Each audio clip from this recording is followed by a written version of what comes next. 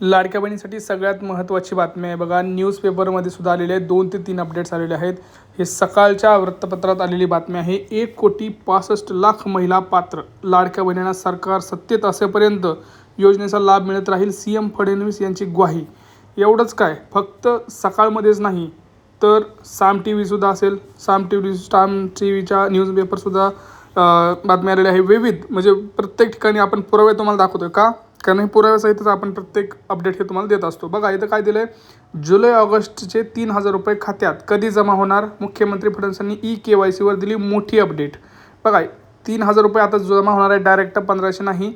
ही direct आपण वृत्तपत्रातून बातमी बघतोय. लाडकी बहिणीचं आपण जर बघितलं तर जुलै ऑगस्टच्या हप्त्यासाठी मोठी अपडेट समोर आलेली आहे. पात्र महिलांना 3,000 रुपये मिळण्याची शक्यता असून KYCवरती हप्ता वितरणाबाबत मुख्यमंत्री फडणवीस यांनी ग्वाही दिलेली आहे. सगळ्यात महत्त्वाची अपडेट आहे, तुम्ही व्हिडिओ संपूर्ण आणि शेवटपर्यंत पाहायचा आहे. बघा काय लिहिलं आहे, सरकारच्या माहितीनुसार राज्यातील 1,65,00,000 महिलांना KYC पूर्ण केली आहे, पण पात्र महिलांना 1,500 रुपयांची आर्थिक मदत दिली जाते. त्यामुळे आता जुलै आणि ऑगस्टचे 3,000 रुपये खात्यात जमा होणार याची अनेक महिलांना प्रतीक्षा आहे. मात्र हे 2 हप्ते कधी मिळणार याची डेट अजून फिक्स झालेली नाही. त्यामुळं हे 3,000 रुपये तरी मिळणार, पण नेमकं कधी जमा होणार आहेत, कोणत्या तारखेला जमा होणार आहेत, याच्यावरती काय KYC होती मोठी अपडेट्स आपल्या मुख्यमंत्र्यांनी दिलेले आहे, हा पण पुढे पाहणार आहोत. व्हिडिओ खूप महत्त्वाचा आहे. व्हिडिओ शेवटपर्यंत नक्की पाहायचा आहे, कारण स्वतः मुख्यमंत्र्यांनी सांगितलं की 3,000 रुपये आता पात्र महिलांना मिळण्याची शक्यता असून KYC आणि हप्ता वितरणाबाबत त्यांनी महत्त्वाची माहिती दिलेली आहे. बघा काय आहे, तर महाराष्ट्रात चर्चेत असलेली लाडकी बहीण योजना ही अपडेट समोर आलेली आहे. जुलै महिन्याची आणि ऑगस्ट महिन्याची वाट पाहत असणाऱ्यांना 2 महिन्याचा हप्ता एकत्र मिळणार का, आणि खात्यात 3,000 रुपये कधी जमा होणार याकडे लाखो महिलांचं लक्ष लागलेलं आहे. बरोबर. दरम्यान याच संदर्भात आपल्या राज्याचे मुख्यमंत्री असतील किंवा आपले आदित्य तटकरे मॅडम असतील, उपमुख्यमंत्री एकनाथ शिंदे असतील, ह्यांनी सगळ्यांनी आता आपल्याला माहिती गेल्या वर्षी 3,000 रुपये वाटप केले होते. लाडक्या बहिणींना रक्षाबंधनला 3,000 रुपये जमा करण्यात होते. तर मग आता ह्यावेळेस 3,000 रुपये जमा होणार, मग कोणत्या दिवशी होणार आहे. 24, 25, 26, 27 हे 3 दिवस खूप महत्त्वाचे ठरणार आहेत पुढचे, कारण KYCमुळे अपात्र लाभार्थी वगळले असं मुख्यमंत्र्यांनी सांगितलं. त्याच्यावरती त्यांनी काय बोललेत बघा. मुख्यमंत्री फडणवीस यांनी सांगितले की लाडकी बहीण योजनेत KYC हा महत्त्वाचा मुद्दा होता. योजना सुरू झाल्यानंतर मोठ्या प्रमाणावर पडताळणी करणे तातडीने शक्य नव्हते. त्यानंतर सरकारने लाभार्थ्यांची छाननी सुरू केली. नियमाचे उल्लंघन करून लाभ घेणाऱ्या व्यक्तींना KYC पूर्ण करण्यासाठी अनेक संधी देण्यात आल्या असं त्यांनी सांगितलं आहे. पण माझं असं म्हणणं आहे की तुम्ही संधी दिली, पण त्याच्या वेळेस त्या लाडक्या बहिणीपर्यंत ती माहिती पोहोचली गेली नाही आणि त्यामुळं प्रॉब्लेम झाला. त्यांनी असं सुरू केलं की नियमांचे उल्लंघन करून लाभ घेणाऱ्या व्यक्तींना KYC पूर्ण करण्यासाठी अनेक संधी देण्यात आल्या. राज्यातील 1,65,00,000 महिलांनी KYC पूर्ण केले असून त्या पात्र लाभार्थी ठरल्या आहेत. पात्र महिलांना नियमितपणे योजनेचे लाभ मिळत राहील असे त्यांनी सांगितलेलं आहे. असं स्वतः मुख्यमंत्र्यांनी सांगितलं की आम्ही तुम्हाला चान्स दिले होते, पण तुम्ही त्यावेळेस केलं नाही. पुढं त्यांनी काय बोललेत बघा. सरकारी कर्मचारी आणि पुरुषांवर कारवाई. त्यांनी काय लिहिलं आहे, योजनेचा लाभ घेणाऱ्या काही लाभार्थ्यांच्या कुटुंबाकडून आयकर भरला जात असल्याचं तपासणीत समोर आलं. अशा व्यक्तींचं नावं योजनेतून वगळण्यात आली आहेत. याशिवाय काही सरकारी कर्मचारी आणि पुरुषांनीही योजनेचा लाभ घेतल्याचं आढळलं. त्यांच्यावर कारवाई करून घेतलेली रक्कम वसूल केली जाणार असल्याचं सुद्धा त्यांनी सांगितलं आहे. बघा जर तुम्ही असं कोणी काम केलं असेल की पुरुष असून देखील महिलेचं नावाखाली तुम्ही जर पैसे वगळले असतील तर प्रॉब्लेम होणार आहे. सरकारी कर्मचारी असतील तरीसुद्धा तुमच्याकडून रक्कम ही वसूल केली जाणार आहे. बघा लाडकी बहिणीच्या पैशाबाबत मोठी बातमी. फडणवीसांनी दिलं महत्त्वाचं अपडेट. राज्यात माहितीचं सरकार असेपर्यंत ही योजना बंद केली जाणार नाही असं त्यांनी स्पष्ट केलं आहे. आणि ही बातमी आजची आहे, लेटेस्ट बातमी आहे, त्यामुळं खूप महत्त्वाची बातमी आहे. जुलै ऑगस्ट महिन्याच्या सगळेजण प्रतीक्षित आहेत. रक्षाबंधन जवळ आली आहे. ह्या सगळ्या गोष्टी तुम्हाला सगळ्यांना माहिती आहेत. बघा हे काय बोलत आहेत, मुख्यमंत्री माझी लाडकी बहीण योजनेचा लाभार्थी महिलांसाठी महत्त्वाची बातमी आलेली आहे.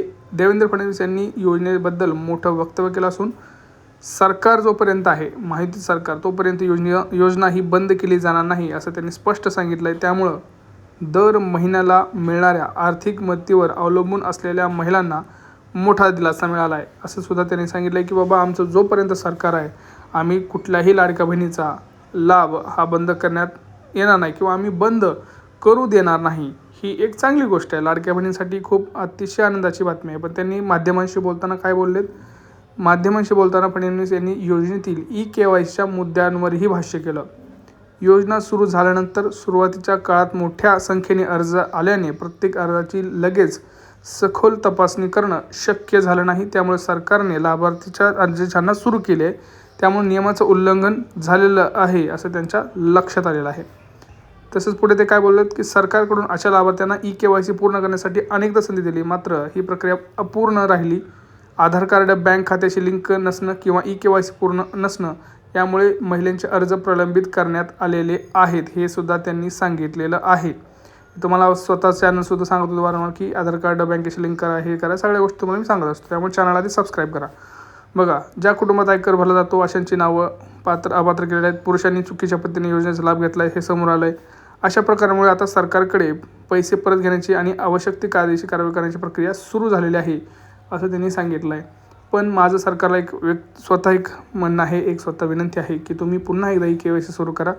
जर तुम्हाला पाहिजे असेल तर 1 महिन्याचाच अवधी द्या. त्याच्यामध्ये भरपूर लाडक्या बहिणी काय करतील, त्यांची ई-KYC पूर्ण करतील आणि त्यांची जी काही ई-KYC अपूर्ण राहिलेली आहे ते पूर्ण करून त्यांनासुद्धा हप्ता वितरण होईल आणि त्यांचेसुद्धा जे काही राहिलेले हप्ते असतील ते सोडून द्या. पण इथून पुढे चालू राहणारे हप्ते आहेत ते तरी त्यांना मिळावेत अशी एक छोटीशी अपेक्षा आहे. जर तुम्हाला सुद्धा तसं वाटत असेल तर कमेंट करा. पटापट सगळ्यांनी कमेंट्स करा. बघा, जुलै-ऑगस्ट महिन्याचे 2 हप्ते गेल्या वर्षी मिळाले होते. ह्या वर्षीसुद्धा 2 हप्ते मिळावे. रक्षाबंधनपूर्वी मिळावे. 28ला रक्षाबंधन आहे. 24, 25, 26, 27 हे 4 दिवस खूप महत्त्वाचे आहेत.